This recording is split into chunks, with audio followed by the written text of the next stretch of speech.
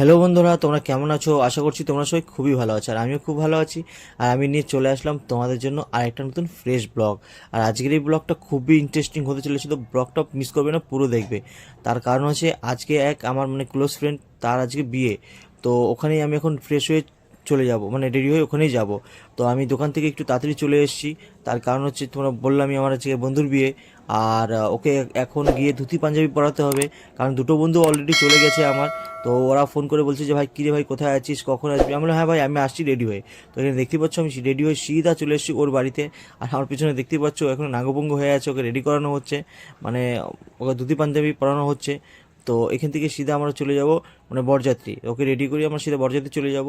আর সব বরযাত্রীর জন্য একটা বাস বলা হয়েছে। তো আমরা বাসে যাব না, আমরা নিজেদের গাড়ি নিয়ে যাব। তার কারণ হচ্ছে যার সাথে বিয়ে ঠিক হয়েছে কন্যাযাত্রী, তার বাড়ি বেশি দূর নয়, তো সামনেই। তো সেই জন্যই আমরা নিজের গাড়ি নিয়েছি 3-4 জন বন্ধু।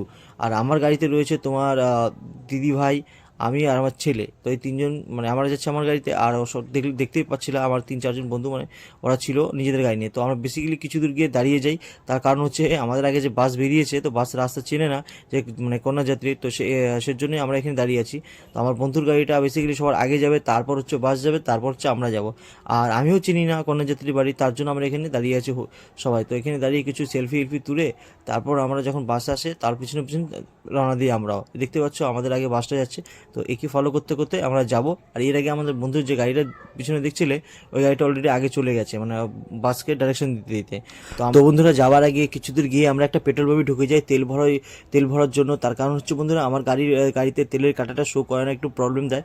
তার জন্য রিস্ক না নিয়ে আমি তেল ভরে সিধা চলে আসলাম মণ্ডপ, প্যান্ডেলের বাইরে, যেখানে কন্যাযাত্রীর বিয়ে, আজকে আমার বন্ধুর বিয়ে। তো সেখানে চলে এসেছি, দেখতে পাচ্ছ। তো এখানে এসে সবাই খুব ফটো তুলে কিছুক্ষণ ফটো তোলার পর আমরা সিধাই দেখতে পাচ্ছ ফটো তুলে আমরা ঢুকে যাই সিধা মণ্ডপের ওখানে, ওই ভবনে। আর বন্ধুরা আমাদেরকে জানিও কমেন্ট করে যে কেমন লাগছিল আমাদেরকে তিনজনকে, ঠিক আছে? তারপর বন্ধুরা তোমার দিদিভাই চলে যায় সিধা কর্নার রুমে, যেখানে যার সাথে আজকে আমার বন্ধুর বিয়ে, দেখতেই পাচ্ছ এ হচ্ছে আমার বন্ধুর বউ। আর এখানে রয়েছে এই যে পাশে হচ্ছে ইনি হচ্ছে আমার বৌদি।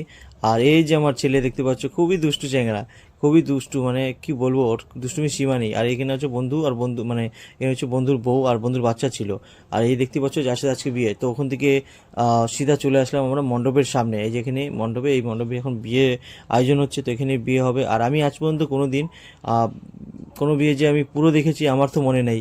তোমাদের মনে থাকলে তোমরা যদি দেখে থাকো কমেন্ট করে জানিও, কারণ আমি পুরো বিয়ে দেখার আগে আমি ঘুমিয়ে পড়ি খেয়ে দিয়ে। তো অতক্ষণ আমি ওয়েট করতে পারি না। তো যাই হোক, আমার এই বন্ধুর যেহেতু বন্ধু, তার জন্যই আমি ছিলাম ওর পাশে। তো এখানে বিয়ে, তার কারণ হচ্ছে বন্ধুরা বিয়ের প্রসেসটা তো জানোই তোমরা, অনেক লম্বা। তো বেশিক্ষণ আমি ওয়েট করতে পারি না। তো এই পাশে দেখতে পাচ্ছ মহিলা মণ্ডলীরা বসে আছে, কিন্তু ওদের জোশই আলাদা। ওরা বিয়ে পুরো দেখেই ছাড়বে। বন্ধুরা ওরা ওদের মতো বিয়ে দেখুক, আমি চলে যাই নিচে, কারণ আমার বন্ধু বান্ধবরা আছে নিচে, ওরা করছে ওখানে খুব মজা, কারণ খুব ড্যান্স করছে। আমিও চলে যাবো ওখানে, দেখতে পাচ্ছ খুবই মজা করছে, আমি ওখানে পুরো এনজয় করছি।